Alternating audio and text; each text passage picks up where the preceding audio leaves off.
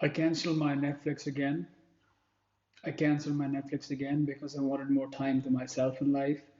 I also realized that I was spending far too much time wondering what I should watch on Netflix and not always watching it, if that makes any sense. Besides that, I also felt that when you are paying 800 rupees a month for a service, in your mind you are somehow bound to using it. I pay 200 bucks to Apple. I pay about 1,500 bucks to Spotify for a year. I pay some 120 rupees for iCloud service. I pay 1,500 to one internet provider, 1,500 to another internet provider, 1,500 to another internet provider, about 15,000 to another internet provider. What does that mean? What happens when I do all this? I'm somehow bound to using their services, by which I mean that I, whether I like it or not, psychologically, I know that I'm going to be using it, and because I'm paying money for it, it ends up that I definitely use it. If, for example, when I'm subscribed to Netflix, you are guaranteed I will use it to watch at least 3 to 5 episodes of films every week.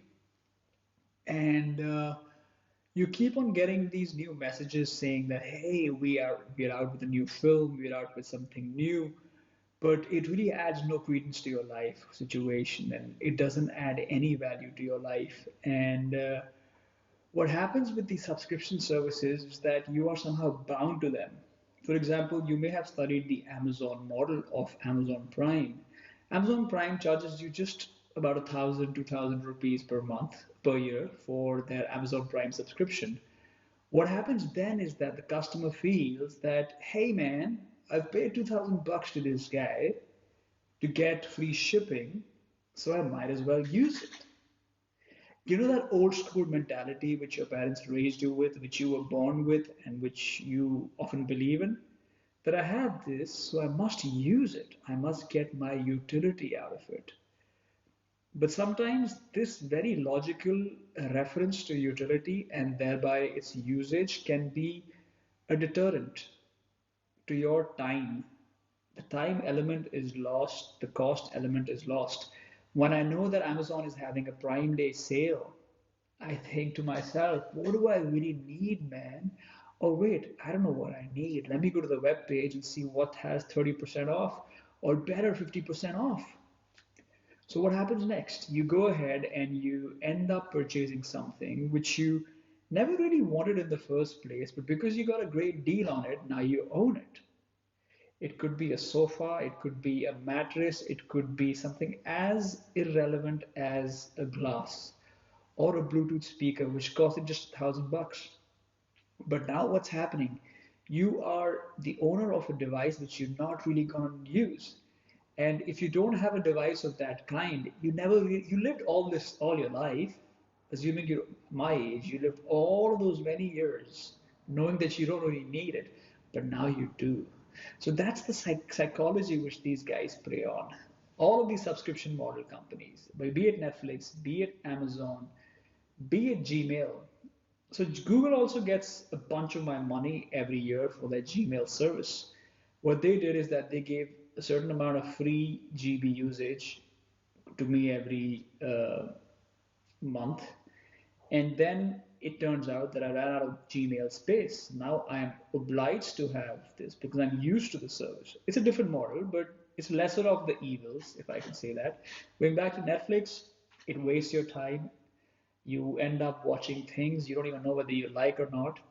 Earlier, they used to have a fantastic model where it would predict what films you would like, but the algorithm has gone for a six. God knows why. Maybe it wanted you to test your judgment and test more items. Maybe Netflix realized that they're coming out with these series of original films, and because they're coming out with their own stock of films and TV shows, they wanted that you go ahead and eliminate any logical reference to abstain from this material. So what they did is very clever. Now they have a percentage-wise system, which is BS if you ask me. So that's why I left Netflix.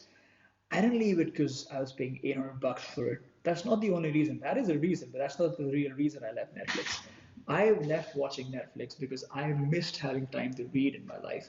I missed having time to do other things in my life. I missed having to watch things a bit more naturally as opposed to paying for it. And because you're paying for it, watching it, it's like a person who subscribed to the newspaper today.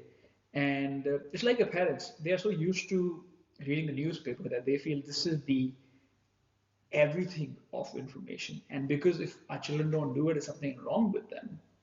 I have to be honest, when my parents are away and they're not in Delhi, I often go to the stack of newspapers and wonder, hey man, maybe there's something worth reading in this pile of newspapers.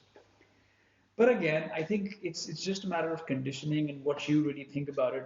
Going back, I feel Netflix and I are done for now. And if Netflix does have some very good show which I must watch, do let me know. I'll probably download it or something like that because I have a pretty fast internet which I must use.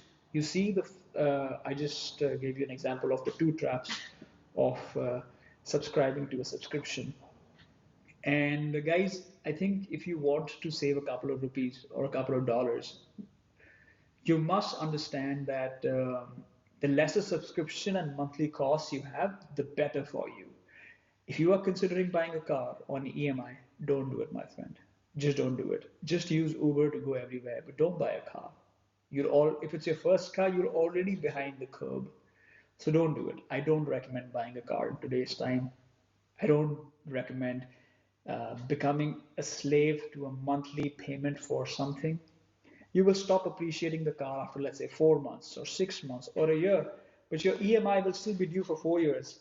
Don't give me a way out. Don't give me any BS. Subscription models should just not be adopted easily. Yeah, unless it's something else, which I won't venture it into today. I'll leave that for another time when I'm more comfortable with discussing what I do for a living. All right, guys. Thank you for watching Why I Want to Leave Netflix. What do you guys think about it? Do you guys agree with me, disagree with me, whatever? Let me know, all right? Take care now.